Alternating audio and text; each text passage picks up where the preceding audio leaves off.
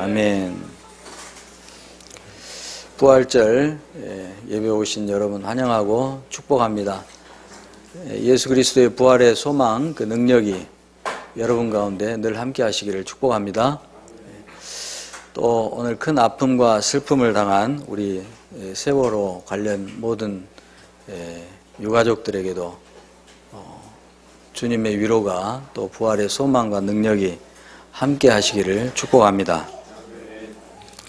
오늘 부활절 맞아서 미래 소망, 현재 소명이라는 제목으로 하나님의 말씀을 나누겠습니다. 예수 그리스도의 부활은 기독교회의 에센스입니다. 에센스란 말은 본질 또는 정수란 뜻이죠. 그리스도의 부활이 교회를 세우는 기초 정도가 아니라 교회라고 하는 몸 전체가 살아서 기능하게 하는 생명원이기 때문에 그렇습니다. 부활의 능력은 그리고 여기서 멈추지 않습니다. 천체 물리학자들이 주장하고 있는 바대로 빅뱅에 의해서 현재 우주가 존재하게 되었다면 부활은 종말의 완성 때 만물을 새롭게 하기 위해 벌어질 두 번째 빅뱅의 원천이 될 것이기 때문입니다. 우리 안에서 이미 시작된 하나님의 나라로부터 심판의 불이 뿜어져 나와 모든 만물을 덮는 두 번째 빅뱅이 일어날 것입니다. 그래서 부활은 부분이 아닌 전체에 대한 이야기죠. 예수 그리스도의 부활은 우리가 사는 세상을 기존의 세계관들과는 완전히 다르게 이해하고 해석하게 합니다. 따라서 부활에 대한 믿음 여부에 따라 세상을 이해하고 해석하는 틀이 완전히 달라지게 됩니다. 그 결과 삶의 모습도 완전히 달라지게 되죠. 이런 이유들 때문에 예수 그리스도의 부활을 기독교의 본질이다, 에센스다 이렇게 할 수 있는 것입니다. 여기서 우리는 세 가지 질문을 던지고 가야 할 것 같습니다. 첫째는 기독교인들이 개인적 공동체적 삶에서 어느 정도 부활신앙을 나타내고 있을까? 여러분은 개인적인 삶에서 그리고 공동체적인 삶에서 어느 정도 부활신앙을 나타내고 계십니까? 그리고 두 번째, 교회와 성도는 부활이라고 하는 프레임을 통해 어느 정도 세상을 바르게 이해하고 해석해내고 있을까? 여러분들이 사시면서 예수 그리스도의 부활이라고 하는 그 관점, 그 세계관으로 여러분들이 사시는 세상을 어느 정도 이해하고 어느 정도 해석해내고 계시냐는 질문이죠. 세 번째로는 그 결과들을 가지고 어느 정도 세상의 빛과 소금의 역할을 하고 있을까? 이게 세 번째 질문입니다.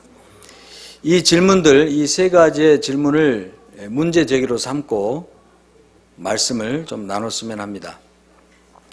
먼저 기독교 신앙을 세우려고 할 때 가장 먼저 짚고 가야 할 것이 부활의 역사성입니다. 이 주제를 정확하게 정리하지 않으면 기초 공사를 하지 않고 건물을 짓는 것과 같은 현상이 벌어지게 됩니다. 잘 지을 수도 없고 높이 쌓을 수도 없고 흔들거리죠. 무너집니다. 삼풍백화점처럼. 예수 그리스도의 부활이 역사적인 사실이냐 아니면 초기 교회가 지어낸 이야기냐 아니면 다른 많은 신화들처럼 고대 신화의 하나에 불과한 것이냐 여기에 대한 여러분 각자의 결론을 내리셔야 합니다. 만약 부활이 사실이 아니라면 역사적 사실이 아니라면 오늘 사도 바울의 말대로 우리의 믿음은 다 헛것입니다. 우리가 전파하는 복음도 헛것입니다. 그리고 여전히 우리는 죄 가운데 있을 것이고 결국은 다 망하고 말 것입니다.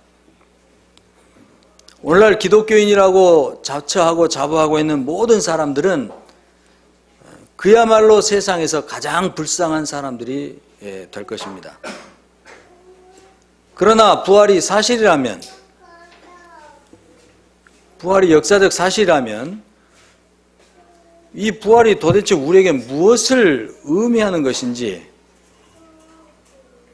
예수 그리스도의 부활이 우리에게 무엇을 의미하고 있는 것인지 정신 바짝 차리고 부활의 메시지가 들려주고자 하는 그 말씀의 메시지에 귀를 바짝 세우고 들어서 우리 자신의 믿음이 아닌, 우리 나름대로의 믿음이 아닌 믿음의 창시자인 예수께서 세우고자 하신, 믿음의 창시자인 예수께서 우리에게 주고 싶으셨던 바로 그 믿음을 우리가 갖고자 해야 할 것입니다. 단도직입적으로 말씀드리면 성경과 초기 교회가 남긴 자료들, 그리고 로마 제국의 공식 문서들, 당시에 벌어진 일들을 기록한 역사가의 자료들은 예수 그리스도의 부활이 역사적 사실이라는 것을 뒷받침하고 있습니다. 그러니까 예수 그리스도의 부활의 역사적 사실이란 그 개념이 의미하는 바를 잘 이해하셔야 돼요. 물론 역사적 사실이 아니라는 주장들도 많이 있습니다. 그렇지만 역사적 사실이라는 주장이 비교할 수 없을 정도로 더 설득력 있고 합리적입니다. 세부적인 내용에 들어가서는 일치되지 않는 이야기들도 많아요, 사실. 하지만 그것들은 별 문제가 되지 않습니다. 세월호가 어떻게 침몰했는지에 대해 그때 그 현장에서 그 사건을 목격한 목격자들의 진술이 서로 다르고 일치하지 않는 것처럼 보일지라도 배가 침몰한 것만큼은 분명한 사실인 것처럼 예수 그리스도의 부활에 대해 진술하고 있는 그 목격자들의 내용이 조금씩 다르다 할지라도 그 사건이 발생했다는 것만큼은 분명하기 때문입니다. 그러면 예수께서 실제로 죽은 자 가운데서 부활하셨다고 하는 것을 뒷받침해주는 많은 사례들이 있지만 한 3가지 정도만 한번 나눠보겠습니다. 첫째, 유대 사회에서 순교자의 무덤은 성지입니다. 성지. 그러니까 예수님께서 십자가의 죽임을 당하셨지만 적어도 유대 사회 안에서는 최소한 순교자로 인정될 만하다 이거예요. 그러면 유대 사회에서 예수님께서 순교자로 인정됐다면, 다시 말씀드리면 예수님께서 죽으신 그대로 끝났다면 예수님이 묻히신 무덤은 유대교의 성지가 된다는 이야기예요. 그런데 예수님의 무덤에 대해서만큼은 그런 일이 일어났다고 하는 흔적이 전혀 없습니다. 다시 말씀드리면 예수님의 무덤이 비어있다는 이야기예요.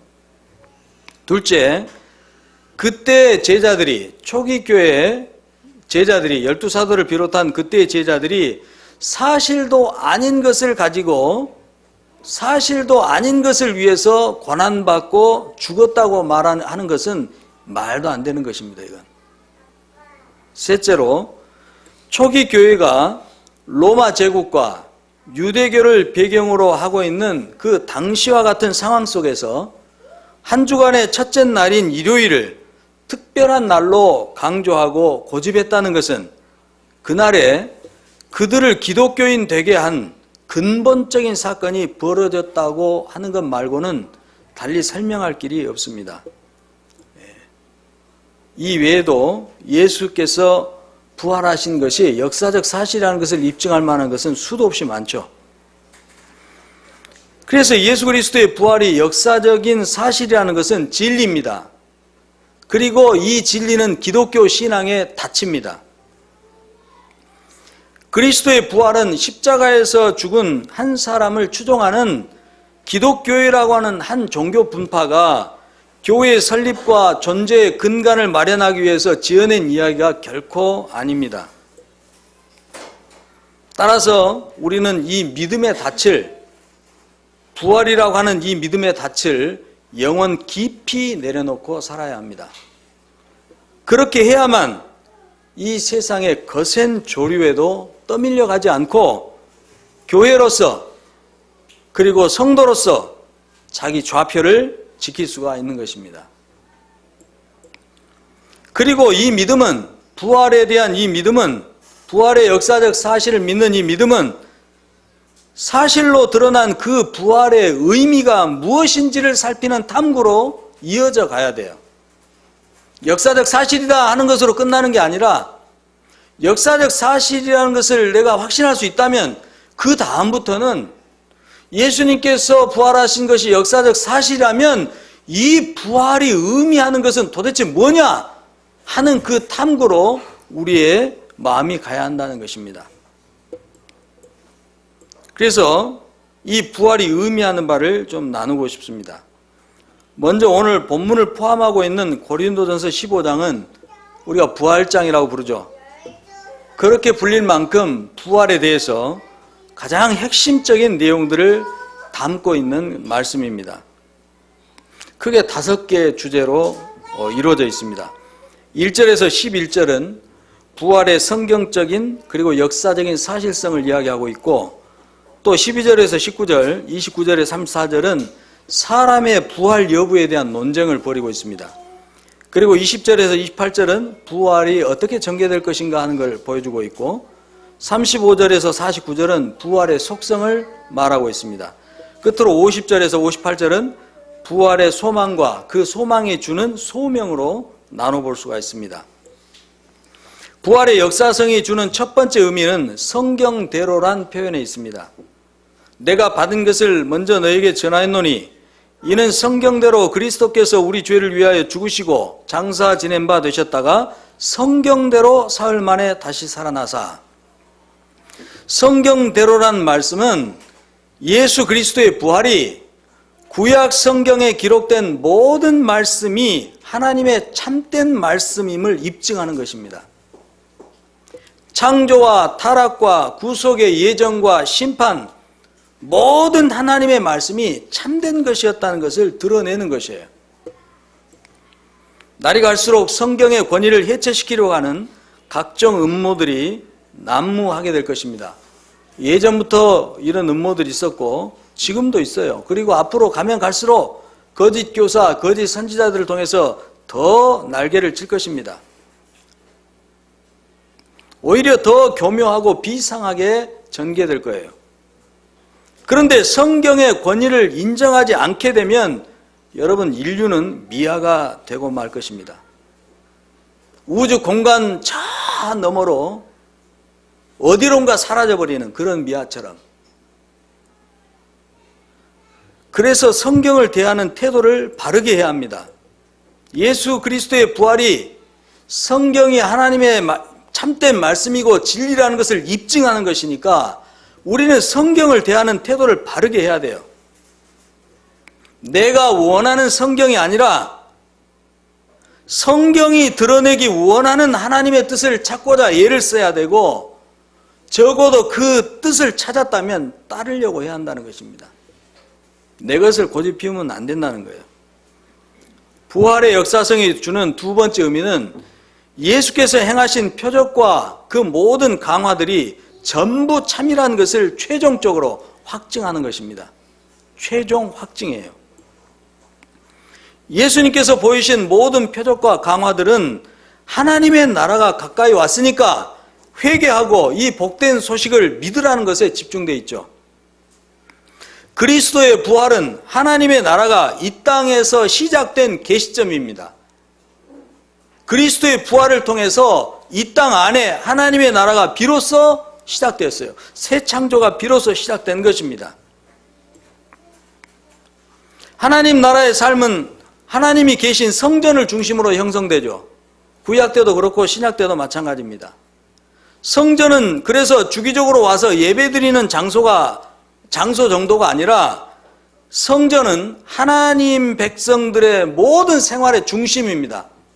이것은 그러니까 모여라 이런 말씀이 아니고 성도의 모든 말씀이 성전으로부터 흘러나가야 된다는 그런 의미예요.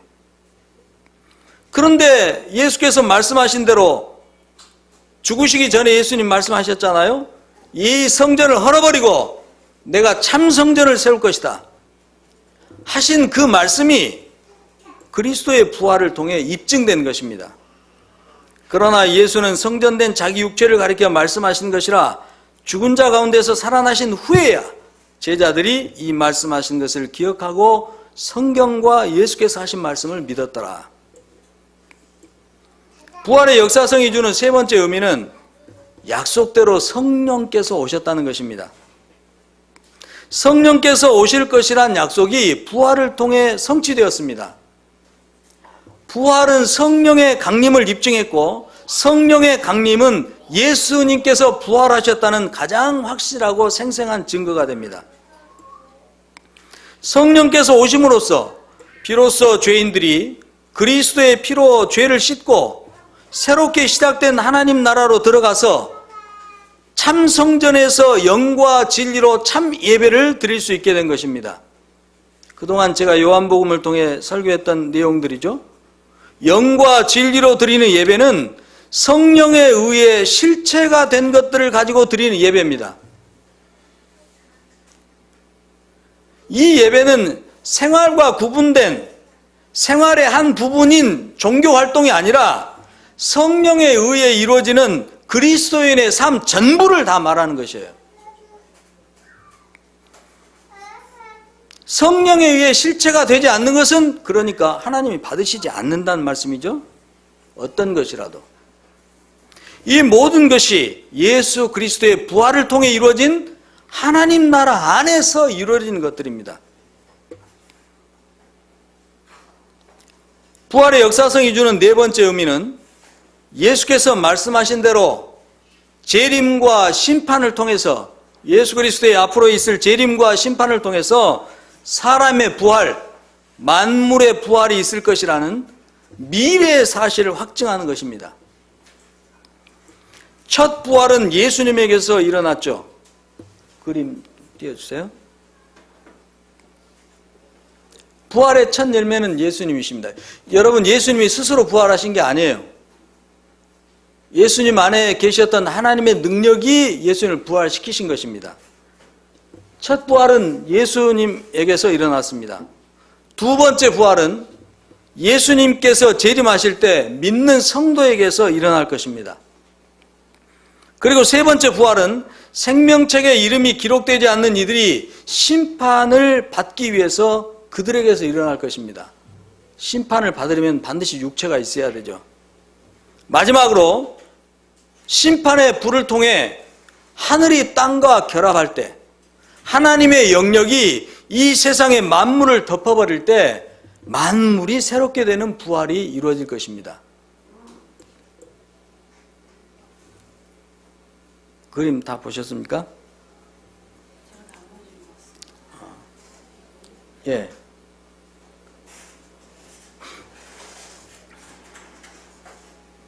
여러분, 성령께서 마리아의 몸을 덮으실 때 예수님께서 잉태되셨죠. 이해하기 위해서 제가 한 가지 생물학적인 것 하나 더 나누겠습니다. 여러분, 여자의 난소 안에는 난자가 들어있습니다. 난자는 살아있는 생명체죠. 세포입니다. 살아있는 세포예요. 그러나 정자가 난자 속으로 들어오기 전까지는 비활성화된 생명체입니다. 정자가 난자 안으로 들어와야만 비로소 생명체로서의 활동이 전개가 되기 시작해요. 같은 맥락입니다. 하나님의 지극히 크신 하나님의 능력이 온 만물을 덮을 때 만물이 부활하는 새롭게 되는 역사가 일어날 것이라는 거죠. 마지막으로 부활의 역사성이 주는 다섯 번째 의미는 육체가 부활할 것이라는 사실입니다. 여기에도 미묘하지만 매우 심각한 왜곡 현상이 있습니다. 부활은 육체와 영혼이 분리되는 것도 아니고 육체 없는 영혼으로 다시 사는 것도 아닙니다. 부활은 인간의 육체성을 포기하는 것이 아니라 오히려 더 완전한 육체성을 갖게 되는 것을 말합니다. 그래서 예수 그리스도의 부활이 주는 마지막 의미는 그 부활이 육체적인 부활이라는 거예요. 예수님이 몸으로 다시 사신 것이지 영으로 사셔가지고 제자들 앞에 환영으로 나타나신 게 아니라는 것입니다. 여기에 오해를 일으킨 본문이 오늘 44절 말씀인데요. 육의 몸으로 심고 신령한 몸으로 다시 살아나나니 육의 몸이 있은즉 또 영의 몸도 있느니라. 여기서 육의 몸 할 때 그 육의로 번역된 말이 푸시키코스라는 단어입니다. 푸시키코스. 그리고 영의로 번역된 말은 푸뉴마티코스입니다. 푸시케와 푸뉴마의 형용사형 의미 이코스라는 의미가 붙어서 된 합성어예요. 여기서 열쇠가 되는 것이 이코스입니다. 이 이코스라는 말은 뭔뭇으로 만들어진 이런 뜻이 아니고 뭔뭇에 속한 이런 뜻이에요. 그러니까 이코스는 사물을 만드는 어떤 원료를 설명하는 것이 아니라 사물을 움직이게 하는 어떤 힘이나 능력, 에너지를 묘사하는 그런 말이라는 것이에요. 따라서 육의 몸은 단순히 영혼이 아닌 육체를 말하는 것이 아니고 푸시케에 의해서 운영된 몸을 말합니다. 영의 몸도 마찬가지로 육체가 아닌 영혼을 말하는 것이 아니고 푸뉴마에 의해서 운영되는 몸을 말합니다. 푸시케는 지금 우리가 가지고 있는 생명력이죠. 이 푸시케는 지금의 삶을 살아갈 수 있도록 해주지만 궁극적으로는 질병이나 사고, 죽음 앞에 아주 무력한 힘에 불과합니다. 반면 푸뉴마는 새로운 생명을 주는 하나님의 숨결이죠. 하나님의 새로운 창조를 일으키는 힘입니다. 바로 성령 하나님이십니다. 따라서 44절에서 바울이 인간의 푸시케가 동력이 되는 현재의 육체와 하나님의 푸뉴마가 동력이 되는 미래 육체에 대해서 말하고 있는 것이에요. 육체와 영혼에 대해서 말하고 있는 것이 아니라 50절에서 혈과 육은 하나님의 나라를 물려받을 수 없다고 한 것은 인간의 육체성이 폐지된다는 것이 아니라 혈과 육이란 말은 지금 우리가 입고 있는 그 육체를 가리키는 말이 아니고 부패하고 죽을 수밖에 없는 것을 일컬을 때 쓰는 말입니다. 정리해보면 44절의 말씀은 육체적인 것과 비육체적인 것을 대조시키는 말씀이 아니고 부패할 육체성과 부패하지 않을 육체성, 썩을 육체성과 썩지 않을 육체성을 대조한 말씀이에요. 그런데 이것을 우리가 많은 분들이 이것을 정확하게 해석하지 않고 쉽게 그냥 영혼과 육체로 이원화시켜가지고 해석하는 바람에 우리가 부활에 대한 그리고 내세에 대한 잘못된 오해를 갖게 됐다는 것입니다. 이제 미래에 우리가 갖고 있는 소망에 대해서 조금 더 살펴보겠습니다. 예수 그리스도의 부활은 첫 열매죠. 본문 15장 20절에서 22절 보면 그러나 이제 그리스도께서 죽은 자 가운데 다시 살아나사 잠자는 자들의 첫 열매가 되셨도다. 사망이 한 사람으로 말미암았으니 죽은 자의 부활도 한 사람으로 말미암는도다. 아담 안에서 모든 사람이 죽은 것 같이 그리스도 안에서 모든 사람이 삶을 얻으리라 이렇게 되어 있습니다. 그러니까 예수 그리스도의 부활은 우리를 위한 미래의 소망입니다. 미래에 되었으면 하는 그런 바람이 아니라 미래에 예수께서 말씀하신 대로 사도들이 전한 그대로 될 것에 대해서 우리가 기다리는 그런 소망이라는 거예요. 정리해보면 이렇습니다. 미래의 소망은 성령 푸뉴마에 의해서 영이 되는 완전한 새 육체를 입고 그리스도의 동반자, 그리스도의 돕는 배필로서 그리스도와 함께 하늘과 땅의 결합으로 새롭게 될 만물을 다스리는 것, 이게 그리스도인의 미래의 소망입니다. 간단히 정리하면 감이 좀 안 오십니까? 그럼 한번 가정해 보세요. 만약 지금 세상에서 죄악을 완전히 제거해 버릴 수 있다, 가능하다면 지금 세상에서 죄악을 완전히 제거해 버릴 수 있다 한다면, 제거해 버릴 수 있다면 우리가 사는 이 세상이 어떤 곳이 되겠습니까? 한번 상상을 한번 해보세요. 세월호 사건 없습니다. 병들고 아프고 죽는 것도 없어요. 이별도 없어요. 속이고 속는 것도 없습니다. 서로 가슴 아프게 하는 일도 없어요. 돈 때문에 몸서리 치는 그런 일도 없습니다.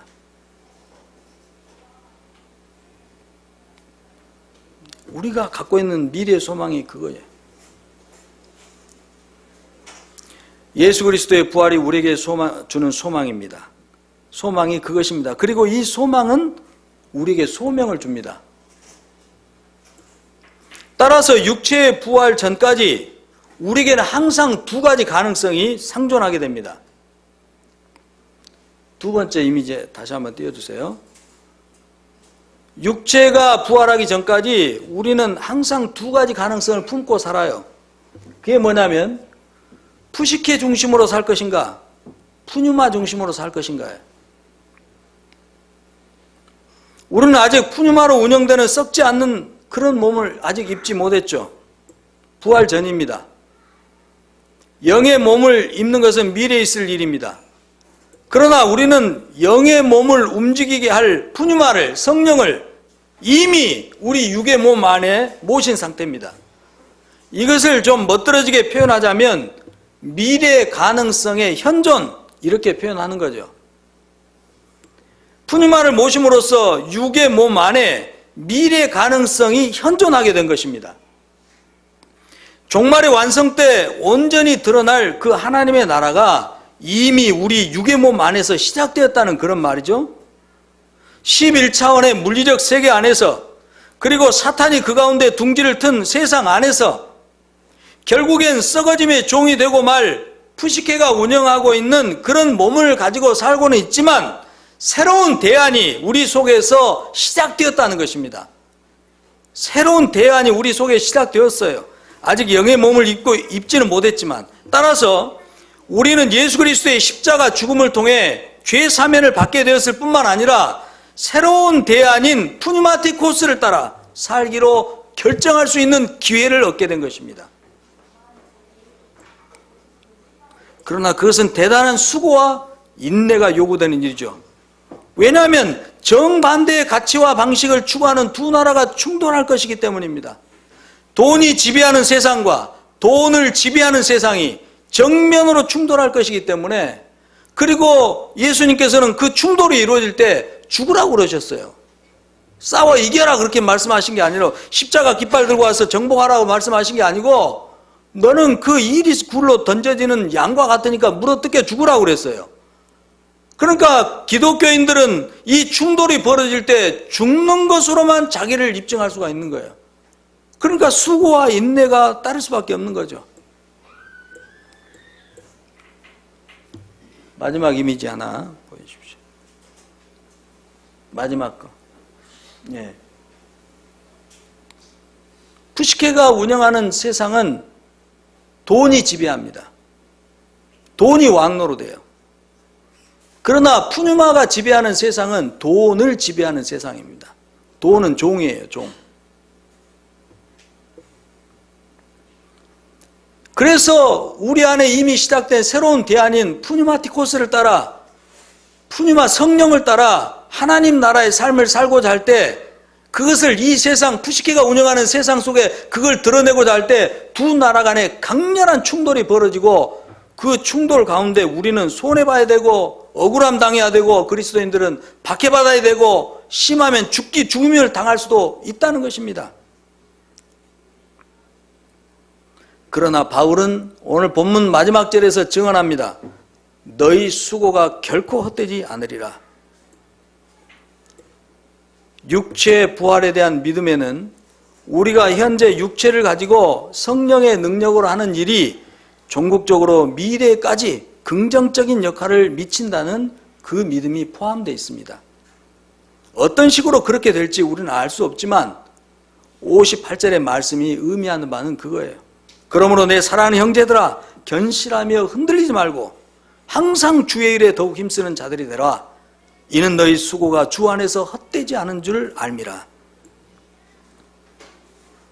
여러분, 그렇다면 예수 그리스도의 부활이 입증하고 있는 대로 하나님의 나라가 우리 안에서 시작되었다면 그 나라는 어떤 모습을 가지고 있을까요? 사도행전 2장에 그 하나님의 나라의 모습이 잠깐 비춰진 적이 역사 속에 있었습니다. 사도들로 말미암아 기사와 표적이 많이 나타나니 믿는 사람이 다 함께 있어 모든 물건을 서로 통용하고 또 재산과 소유를 팔아 각 사람의 필요를 따라 나눠주며 날마다 마음을 같이하여 성전에 모이기를 힘쓰고 집에서 떡을 떼며 기쁨과 순전한 마음으로 음식을 먹고 하나님을 찬미하며 또 온 백성에게 칭송을 받으니 주께서 구원받는 사람을 날마다 더하게 하시니라. 하나님 나라의 모습이 잠깐 미소를 보인 것이죠. 이 모습은 희년이 완전히 성취된, 희년이 넘치도록 실천되는 모습입니다. 그리스도의 부활을 통해 보이지 않게 임한 하나님의 나라가 제자 공동체의 희년 실천을 통해서 세상 가운데 그 면모가 어떤 것인지 잠깐 그 모습을 보여준 것이에요. 그리스도의 부활을 통해 하나님의 나라가 이미 우리 가운데 시작되었다면 보이지 않는 하나님의 나라를 세상으로 하여금 볼 수 있게 해주는 것은 제자들의 몫입니다. 우리들의 몫입니다. 저와 여러분의 몫입니다. 만약 세상 사람들이 우리들을 통해 하나님 나라를 볼 수 없다, 우리는 다 가짜로 믿고 있는 거예요. 지금 잘못 믿고 있는 겁니다. 교회와 성도가 희년을 실천해야 합니다. 희년을 통해서 하나님 나라가 보여질 것이기 때문에 교회와 성도가 서로 사랑하기 시작해야 됩니다. 서로 사랑하는 것을 통해서 세상이 우리가 그리스도의 제자라는 것을 알게 될 것이기 때문에 이것이 바로 미래의 소망이 우리에게 주는 두 가지 소명이죠. 다시 말씀드리지만 하나님 나라의 이미지로서, 그림자로서, 모형으로서 세상 안에서 실천되어야 될 그 희년은 돈 질서 바로잡는 은혜입니다. 제가 좀 부담스러워요. 자꾸 돈 이야기 하니까. 그러나 해야 돼요. 왜 이렇게 돈 문제가 지금 여기에 임한 하나님 나라의 중요한 문제인가? 나중에 완성돼서 우리 가운데 드러날 하나님 나라에서는 돈 문제 중요한 문제 아니에요. 근데 지금 이 땅에 임한 하나님 나라에서는 돈 문제가 가장 중요한 문제예요.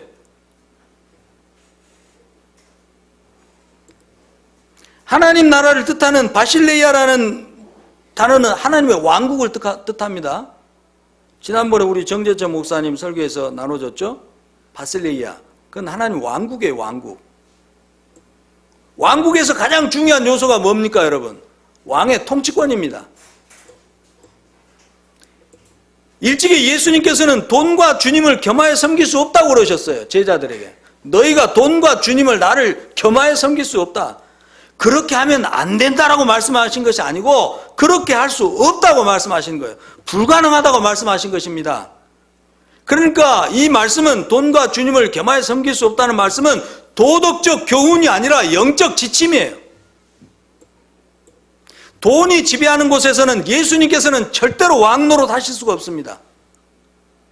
또 예수님께서 왕노릇 하시는 곳에서는 돈이 절대로 왕노릇 할 수가 없어요. 돈이 지배하는 세상은 효율성에 목을 맵니다. 성과로 사람을 판단합니다. 돈이 지배하는 세상은 소유를 부추기고 거짓과 착취와 축적을 힘의 기준으로 삼습니다. 한마디로 돈이 지배하는 세상은 강자를 위한 강자의 세상이에요. 탐욕이 모든 것을 덮어버리는 세상입니다. 그러나 돈을 지배하는 하나님의 나라는 효율성과 거리가 멀어요. 매우 더디고 느리고 때로는 속 터지기까지 합니다. 속 터져요. 기다리다가 속 터집니다. 그래도 그렇게 갑니다. 효율성과 거리가 멀어요, 하나님 나라는. 성과가 아닌 존재 자체, 생명 자체로 사람을 평가하는 나라입니다.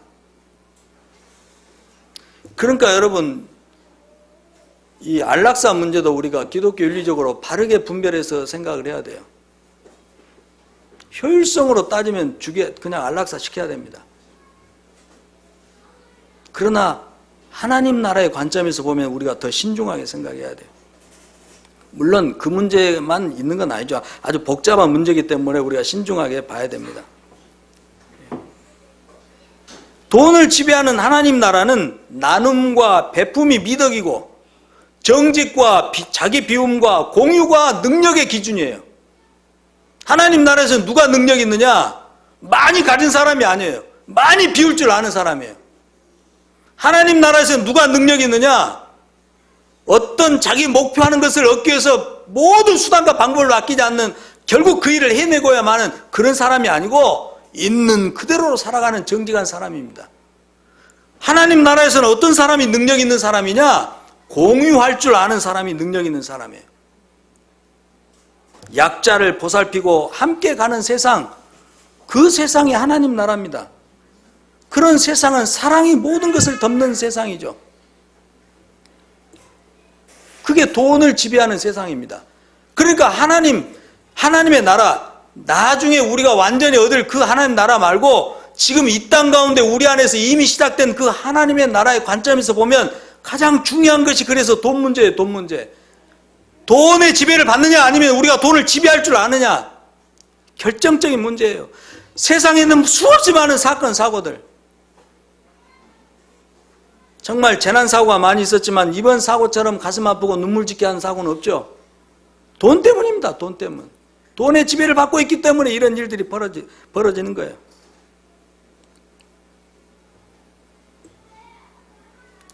두 번째 소명, 세 계명의 실천에 대해서 살피고 마치겠습니다. 구약에서 하나님은 모세를 통해 십계명을 주셨죠. 공관복음서 저자들은 예수님의 말씀을 빌어가지고 이 십계명을 두 계명으로 압축시켰습니다. 그게 하나님 사랑, 이웃 사랑이죠. 요한복음 저자는 이 두 계명을 다시 압축시켜가지고 한 계명으로 만들었습니다. 그게 뭐냐면 서로 사랑하라예요. 이 서로 사랑하라는 한 계명 안에 십계명이 다 들어있는 겁니다. 모든 율법과 강령이 다 들어있는 거예요. 너희가 나를 사랑하면 서로 사랑하라는 내 계명을 지킬 것이다. 다시 역으로 말씀, 너희가 서로 사랑하는 이유는 나를 사랑하기 때문이 아니냐. 그러니까 서로 사랑하면 곧 나를 사랑하는 것이다. 사랑할 만한 사람이 아닌데 사랑하는 것은 예수님을 사랑하기 때문입니다. 용서해 줄 만한 사람이 아닌데 용서해 주는 것은 예수님을 사랑하기 때문입니다. 이 돈을 탕감해 줄 만한 사람이 아닌데 기꺼이 탕감해 주는 것은 예수님을 사랑하기 때문이에요. 오리를 같이 가기도 싫은데 십리를 같이 가주는 것은 예수님을 사랑하기 때문이에요. 그리고 이 사랑을 실천하는 데 가장 결정적인 걸림돌이 바로 돈 문제입니다. 그래서 희년의 실천은 서로 사랑의 가장 구체적이고 결정적인 증거가 되는 거예요. 그리스도의 부활의 역사성을 믿고 그 의미를 깨달았다면 미래의 소망이 주는 현재의 소명을 실천해 가야 할 것입니다. 제가 오늘 설교를 좀 매끄럽지 못하게 했어요. 그러나 중요한 설교입니다. 제가 설교를 잘은 못했는데 굉장히 바른 설교입니다. 다시 더 들어주시기를 부탁합니다. 예수 그리스도의 부활의 역사성, 그 역사성이 주는 의미, 그리고 그 의미 속에서 우리가 품고 가는 미래의 소망, 그 미래의 소망이 여기 살고 있는 우리에게 주는 현재의 소명,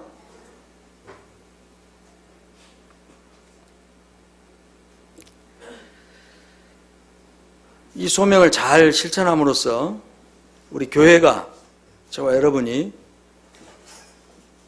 그리스도의 부활을 통해 이미 시작된 그 하나님의 나라의 모습을 세상 속에 좀 보여줬으면 좋겠습니다. 할렐루야. 끝으로 세월호 사건을 당한 유가족 분들을 위해서 이렇게 위로하고 축복하고 싶습니다. 정말 지금까지 이 땅에 많은 재난 사고들이 있었죠. 하지만 이번 사고처럼 우리 모두를 울게 한 사고는 없었던 것 같습니다. 뉴스를 볼 때마다 눈물이 나오더라고요. 인정하기 쉽진 않죠. 쉽지 않을 겁니다. 하지만 여러분, 엄밀히 보면 산다는 것은 죽음으로 가는 길입니다. 그리고 죽는다는 것은 새 생명의 문을 여는 것입니다. 예수 그리스도의 부활이 주는 소망 말고 이런 극단적인 절망에서 우리가 붙들어야 할 것이 또 어디에 있겠습니까? 기도하고 축복하기는 부디 예수 그리스도의 부활의 빛이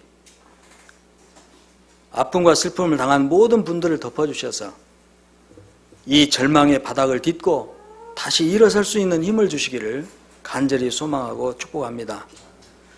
온 국민이 함께 울고 가슴 아파했다는 것만이라도 이분들에게 작은 위로가 되었으면 좋겠습니다. 우리 아이들이 얼어붙어 가고 있는 이 세상에 서로를 돌아보게 하는, 옆집에 사는 사람에게도 관심이 없는 세상인데 이 아이들의 이 희생이 멀리 떨어져 낯도 모르는 그 누군가를 위해서 함께 울고 아파하게 하는, 얼어붙은 이 세상에 다시 한번 따뜻한 눈물을 흘리게 해주는 그런 선물이 되었습니다. 어른들은 깊이 뉘우치는 시간을 가져야 되겠습니다. 잠언 1장에 따르면 부모와 어른들은 꿈나무라고 하는 자녀들에게 절대적인 빛과 흙이라고 그러잖아요. 지금 우리가 우리 자녀들에게 어떤 빛을 비춰주고 있는지, 어떤 지금 토양을 제공해주고 있는지 돌아봐야겠습니다, 여러분. 우리나라의 교육 이념은 너무 훌륭합니다. 홍익 인간입니다. 널리 인간을 이롭게 한다는 아주 기독교 본질의 사상이죠. 그런데 언제부턴가 교육의 목표가 경쟁력 있는 인간 양성이에요. 이 사회가 얼마나 성과 중심의 사회가 되었는지 이제는 이 자녀들을 가르치는 학교 교사들에게도 성과급이 지급됩니다. 성과급 명목으로 교사들에게 돈을 지급하는 거예요. 어떻게 교육 현장에서 성과급이 지급될 수가 있습니까? 어떻게 해서 인간을 그 인간답게 기르고자 한다는 그 학교 현장에서 경쟁력 운운할 수가 있습니까? 어떻게 무한 경쟁의 시대에 경쟁력 있는 사람을 키워야 된다, 이렇게 할 수 있냐는 거예요. 교육 현장에서 경쟁력이 있는 인간을 키운다는 것이 솔직히 말하면 뭡니까? 돈 잘 버는 사람 만들자는 거 아닙니까?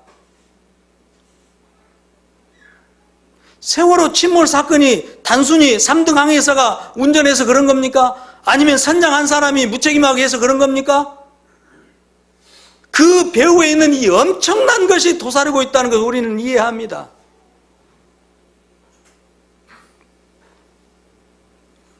그리고 그 무한 경쟁이라고 하는 돈 버는 그 능력, 돈 버는 기술, 그 기술력 하나로 사람들을 다 줄 세워가지고 잘난 놈 못난 놈 나누고, 자살률은 OECD 국가 중에 제1위고,